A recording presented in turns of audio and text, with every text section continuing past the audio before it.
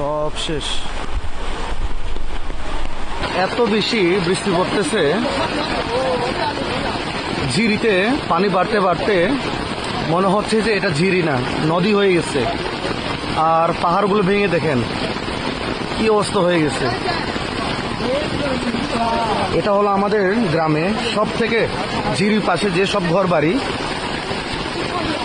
গতকালকে নাকি এই ঘর বাড়িগুলো পানিতে ডুবে গেছে। গতকালকে পানি কমে গিয়েছিল আর কি, গতকালকে সারা রাত বৃষ্টি হওয়ার কারণে আবার পানি বাড়ছে। দেখেন কি একটা অবস্থা।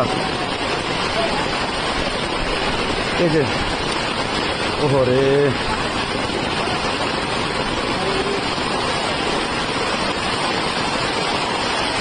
এই ঘরটা অলরেডি পানিতে ডুবে গেছে।